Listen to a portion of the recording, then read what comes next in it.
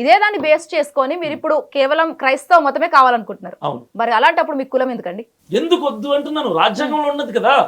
Freedom of religion ఏమైపోయింది, మత స్వేచ్ఛ హక్కు ఏమైపోయింది అంటే దేవుడు కావాలంటే దేవుని కోసం వదిలేయాలి నా కులాన్ని? నా పుట్టుకతో వచ్చిన కులాన్ని ఎందుకు వదిలేయాలి?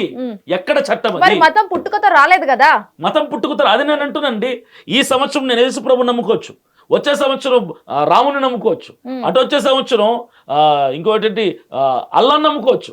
ఇది నా స్వతంత్రం. రాజ్యాంగం నాకు ఇచ్చినటువంటి మత స్వేచ్ఛ. నేను ఎప్పుడైనా ఎన్నిసార్లైనా రోజుకొక దేవుణ్ణి మార్చుకోవచ్చు. సరే, నేను ఎస్సీని యేసు ప్రభుని నమ్ముకున్నా, బీసీసీగా మార్చుకున్నా, అయిపోయింది. ఓ సంవత్సరం తర్వాత మరలా నాకు క్రైస్తవం నచ్చల, మరలా నేను హిందూ మతంలోకి రావాలనుకుంటా, మరలా నన్ను ఎస్సీ చేస్తారా? చెప్పండి. నా విశ్వాసం, నా ఆలోచన మారదని గ్యారెంటీ ఇస్తారా మీరు? ఇదంతా బ్లాక్ మెయిలింగ్ అండి. ఇది కళ్ళకు కట్టినట్టుగా జనానికి అర్థమవుతుంది. బ్లాక్ మెయిలింగ్, పొలిటికల్ డ్రామా అంటారా? ఖచ్చితంగా మతతత్వపు పార్టీ భారతదేశంలో ఏదైనా ఉందంటే బీజేపీ. ఒక క్రైస్తవుడు బీజేపీకి ఓటేస్తాడేమో చూడండి వచ్చే ఎన్నికల్లో. తెలంగాణలో కానీ ఆంధ్రప్రదేశ్ ఇది వరకు వేసారా? బీజేపీ ఇది వరకు వేసారు. మీకు తెలుసా? తెలుసు తెలుసు కాబట్టి చెప్తున్నా. ఏ విధంగా నేను అంత వివరణ నేను ఇవ్వను. వేశారు, నాకు తెలిసి వేశారు. ఎందుకంటే వీళ్ళంతా ఒకటి అయిపోయారు కదా, కుటుంబ ప్రభుత్వం అయిపోయింది. చంద్రబాబు గారి కోసం కావచ్చు, పవన్ కళ్యాణ్ గారి కోసం వీళ్ళ అభిమానులు ఉంటారు, వీళ్ళ అభిమానులు ఉంటారు, వీళ్ళ కోసం కావచ్చు. ఇప్పుడు పవన్ కళ్యాణ్ గారికి వేసినా బీజేపీకి వెళ్ళింది, చంద్రబాబు నాయుడు గారికి వేసినా బీజేపీకి వెళ్ళింది. ఇది తెలుసు, మా క్రైస్తవులకు కూడా తెలుసు. కానీ అభిమానాన్ని చంపుకోలేక వేశారు. పోతే పోన్లే, ఎవరికి పోతే ఉంది, మాకు ఇష్టమైన నాయకుడు చంద్రబాబు గారు కదా, పవన్ కళ్యాణ్ కదా, వీళ్ళకి వేశారు, వాళ్ళకి వెళ్ళిపోయింది. కానీ ఇక వీరు కూటమి ప్రభుత్వానికి క్రైస్తవుడు ఓటేయడు. ఎందుకంటే ఇంకా తన్నించుకుంటామా, ఇప్పుడు తన్నించుకుంది చాలు, మాకు బుద్ధి వచ్చింది, వచ్చే ఎన్నికల్లో సమాధానం గట్టిగా చెప్తాం. Okay, right. అంటే ఇప్పటిదాకా ఆంధ్రప్రదేశ్ గురించి మాట్లాడుతున్నారు కదా, ఎక్స్ సీఎం ఎవరైతే ఉన్నారో జగన్ గారికి సంబంధించి ఆయన కూడా క్రిస్టియన్ మతానికి చెందినవారు. సో ఈ తిరుమల లడ్డు వివాదం కూడా మీరు వినే ఉంటారు. ఈ లడ్డు వివాదానికి సంబంధించి కొంతమంది టీడీపీ పార్టీ నేతలు కావచ్చు, వాళ్ళందరూ కూడా అంటున్నారు తను క్రిస్టియన్ కాబట్టే ఇలా హిందూ దేవులను కావచ్చు, లేకపోతే లడ్డు వివాదం ఇదంతా చెలరేగింది, అందులో కల్తీ కలిపింది అని చెప్పేసి అంటున్నారు. మరి మీరు ఎట్లా చూస్తారు, ఏం మాట్లాడతారు ముఖ్యంగా దాని గురించి? దానికంటే ముందు ఒక చిన్న మాట చెప్తానండి. మీరు అన్నారు కదా జగన్మోహన్ రెడ్డి గారు క్రైస్తవుడు అన్నారు కదా. ఇప్పుడు ఆయన ఏంటంటే ఓసీ కదా. క్రిస్టియన్ బలం తెలియాలంటే మీరు ఒక పని చేయండి. గవర్నమెంట్ ఏం చేస్తుందంటే ఎస్సీ క్రిస్టియన్లోకి వెళ్తే బీసీసీగా ఎలాగైతే మారుస్తున్నారో, ఓసీ వాడు క్రిస్టియన్గా మారితే కూడా బీసీసీకి మార్చండి. ఎస్సీ వాడిని మార్చినట్టు ఎస్టీ వాడిని మార్చండి, ఓసీ వాడిని మార్చండి. అందరినీ తీసుకొచ్చి యేసు ప్రభు నమ్ముకున్న వాళ్ళందరినీ ఒక కులంలో కలపండి. అప్పుడు మా బలం ఏంటో మీకు అర్థమవుద్ది. ఎస్సీని ఒక్కనే కలపడం కరెక్ట్ కాదు. అందరూ యేసు ప్రభు నమ్ముకున్న వాళ్ళందరినీ ఒక కులంలో పెట్టండి.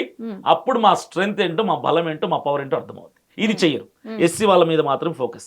ఇక జగన్మోహన్ రెడ్డి గారి గురించి నా అభిప్రాయం ఏంటంటే అండి, ఆయన క్రైస్తవ్యం కోసం కుళ్ళు రాజకీయాలు, కుట్ర రాజకీయాలు, లడ్డూలో కల్తీలు, ఇవన్నీ ఆయన ఏ దాంట్లో ఇన్వాల్వ్ అవ్వడు. ఆయన గురించి మేమే చాలాసార్లు బాధపడుతున్నాం.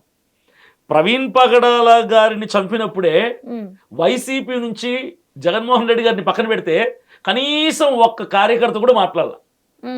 మా తరపున మాట్లాడడం లేదు జగన్మోహన్ రెడ్డి గారు, మీరు ఎమ్మెల్యే అయితే ఏంటి, ఎంపీ అయితే ఏంటి, ముఖ్యమంత్రి అయితే ఏంటి, మాకేం సార్ ఉపయోగం మీకు ఓట్లేసి? మీకు ఓట్లేయడం వలన మాకేంటి? ఇప్పుడు అభినయ్ దర్శన్ ఉన్నాడండి, పాదయాత్ర చేస్తున్నా, నాకు ఓటు వేస్తామంటున్నారు వచ్చే ఎన్నికల్లో. అభినయ్ దర్శన్కి ఓటు ఎందుకు వేస్తారంటే మాకు కష్టం వచ్చినప్పుడు మాట్లాడతాడు, మాకు సమస్య వచ్చినప్పుడు స్పందిస్తాడు, మా సమస్యల్ని ప్రభుత్వం దృష్టికి తీసుకెళ్తాడని నాకు ఓటేస్తారు. సరే, నేను రేపు ఎమ్మెల్యే అసెంబ్లీకి వెళ్ళా, నా ప్రజలకి, నా క్రైస్తవ జనానికి సమస్య వచ్చింది, అప్పుడు నేను మాట్లాడాలా లేదా? మాట్లాడాలి. ఒకవేళ నేను మాట్లాడకపోతే నెక్స్ట్ ఎలక్షన్స్కి నాకు ఓటేస్తారా? వేరు. అభినయ్ దర్శన్ క్రైస్తవుల తరపున మాట్లాడకపోతే ఎమ్మెల్యే అయినా వ్యర్థమే, ఎంపీ అయినా వ్యర్థమే, ముఖ్యమంత్రి అయినా కూడా వ్యర్థమే. నేను జగన్మోహన్ రెడ్డి గారి విషయంలో అదే చెప్తాను. క్రైస్తవుల కోసం ఆయన ఏది చేయడు.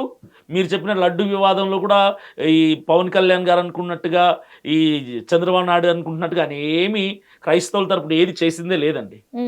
ఆయన ఏంటంటే ఆయన ఒక న్యూట్రల్గా ఉంటారు. ఆయన ఈ మతపరమైన దాంట్లో ఆయన ఎప్పుడు తలదూర్చారు. రీసెంట్గా పవన్ కళ్యాణ్ గారు అసెంబ్లీ సమావేశంలో ఆయన అంతటి జ్ఞానవంతుడు అనుకున్నాం ఆయన్ని. నేను కూడా ఒకప్పుడు పవన్ కళ్యాణ్ని అభిమానిని. అంటే వ్యక్తిత్వానికి. ఓకే. ఆయన వ్యక్తిత్వం అంటే నాకు ఇష్టం, హెల్పింగ్ నేచర్ కావచ్చు, లేని వాళ్ళకి సాయం చేయడం, సొంత డబ్బుతో సాయం చేయడం అని తెలుసు.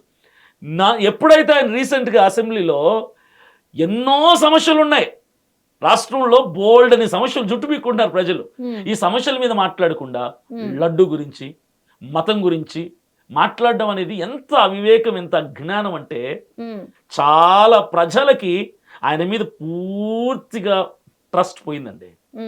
పూర్తిగా ట్రస్ట్ పోయింది. చిన్నపిల్లోడు ఏదో ఎవరో స్క్రిప్ట్ ఇస్తే అది తీసుకొచ్చి చదివేసినట్టుగా ఆయన మాట్లాడడం మతాల గురించి. అసలు ఒక రాజకీయ నాయకుడికి మతం ఉంటుందండి? అసలు రాజకీయ నాయకుడికి మతానికి సంబంధం ఏంటి?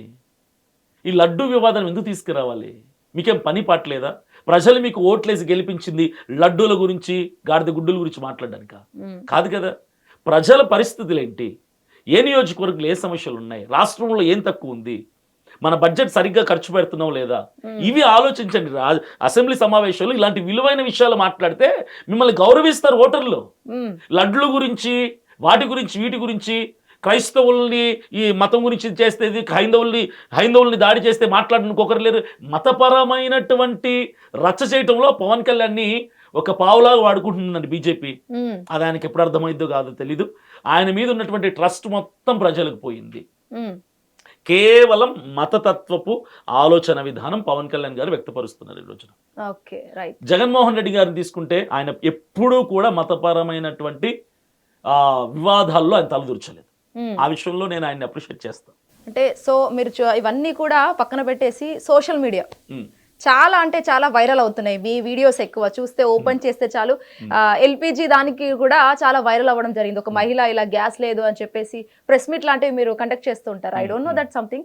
సో లాంటివి కూడా అవి సోషల్ మీడియాలో ఎక్కువగా వైరల్ అవుతూ ఉంటాయి. ఎందుకు అట్లా మరి అంత అలాంటి సిచ్యువేషన్ లో కూడా యేసు ప్రభుని తలుచుకోవడం ఏంటి? అసలు ఎందుకు వైరల్ అవ్వడం కోసమా మీ వాళ్ళు కూడా ఏంటి? అసలు నేను ఒకటే అండి, ప్రతి మతంలో దొంగలు ఉంటారు. ప్రతి మతంలో దొంగలు ఉంటారు. ఇప్పుడు నా క్రైస్తవ్యంలో దొంగలు ఉన్నారంటే వాళ్ళని నేను వెనకేసుకోవడం కరెక్ట్ కాదు కదా. చూస్తున్నాను, నేను కూడా రకరకాల ట్రోల్స్ చూస్తున్నాను. ఒక ఆవిడ సిలిండర్ అయిపోతే ప్రార్థన చేస్తే యేసుప్రభు సిలిండర్ పంపించాడు, వంట చేసుకుంటే మా ఆయన డ్యూటీకి వెళ్ళిపోగానే వచ్చి భుజం తట్టి నాతో మాట్లాడుతూ కూర్చుంటాడు. ఇవన్నీ ఏంటంటే పనికి మాలిన విషయాలండి. దేవుణ్ణి బద్నాం చేయడం తప్ప ఏ ఉపయోగం లేదు. క్రైస్తవ్యంలో కూడా ఇలాంటివి ఎక్కువ అవుతున్నాయి. కేవలం నేను చెప్తున్నా కదా, ఇన్కమ్ సోర్స్గా దేవుని పెట్టుకున్నారండి. డబ్బు సంపాదించడం కోసం దేవుని అడ్డు పెట్టుకొని దేవుడితో ఆటలాడుతున్నారు వీళ్ళందరూ కూడా. ఒక క్రైస్తవులు అయితే ఏంటి, హిందువులు అయితే ఏంటి, ఎవరైతే ఏంటి, దేవుడిని అడ్డు పెట్టుకుని ఇలా చిల్లర వేషాలు వేయద్దు అంటాను నేను. చిల్లర లెక్కలు చేయకండి అంటాను. దేవుడు వచ్చాడు, కసు ఊడుస్తుంటే చేయి నొప్పి వస్తే పట్టుకున్నాడు, సిలిండర్ తెచ్చిచ్చాడు, ఇవన్నీ వద్దు. వ్యర్థమైన మాటలు మాట్లాడి క్రైస్తవ్యాన్ని నవ్వుల పాలు చేస్తున్నారు అంటోళ్ళు. జరుగుతుంది. నేను వాళ్ళకి తీవ్రంగా ఖండిస్తున్నాను నేను వాళ్ళని. ఓకే, అంటే నాట్ ఓన్లీ ఒక కామన్ పీపులే కాకుండా పాస్టర్లు కూడా అదే విధంగా తయారవుతున్నారు. పాస్టర్లనే ఇప్పుడు నీకు బ్రతుకు తెరువు కోసం బైబిల్ ఎందుకు పట్టుకోవాలి? నువ్వు చక్కగా పని చేసుకో, నీకు స్తోమతకు తగ్గ పని, నీకు బలానికి తగ్గ పని చేసుకొని 4 రూపాయలు సంపాదించుకోవాలి తప్ప దేవుళ్ళకి వచ్చి ఏం మాట్లాడితే ఫేమస్ అవుతాం. ఇదంతా దరిద్రం ఏంటంటే అండి, సోషల్ మీడియా. సోషల్ మీడియాలో స్పీడ్గా ఫేమ్ అయిపోతే ఈ రెవెన్యూ వచ్చేస్తుంది. ఈ యూట్యూబ్ వాడు కూడా రెస్ట్రిక్ట్ చేస్తే బాగుంటుంది. ఇంకా అది వచ్చే రోజుల్లో భవిష్యత్తులో ప్రతి ఒక్కటి ఛానల్ పెట్టడం, ఏదైనా పెడితే నోటికి వచ్చేది వాగటం, ఫేమస్ అయిపోవటం. ఈ క్రైస్తవుల్లో కూడా ఈరోజు పాస్టర్లుగా పిలువబడుతున్న కొంతమంది పిచ్చి పిచ్చి మాటలు మాట్లాడడం. రోడ్డు మీద వెళ్తుంటే నగలు దొరికేసాయి, డబ్బులు కట్ట దొరికింది, నేను దేవుని పిలిస్తే ఇంటికి వచ్చి సిలిండర్ తెచ్చిస్తాడు, ఇవన్నీ వేస్ట్ మాటలు. వీళ్ళందరూ బ్రతుకు తెరువు కోసం యేసు ప్రభుని, బైబిల్ని వాడుకుంటున్నటువంటి దొంగలు. క్లియర్గా చెప్తున్నా, వాళ్ళు దొంగలు. అలాంటి వాళ్ళ మాటలు నమ్మే వాళ్ళు ఉన్నారు, అలాంటి వాళ్ళ మాటలే నమ్ముతారు. ప్రజలు ఎంత అమాయకులు అంటే, ఎవరైతే ఇలాంటి పిచ్చి పిచ్చి మాటలు చెప్తారో వాళ్ళ దగ్గరికి వెళ్తారు.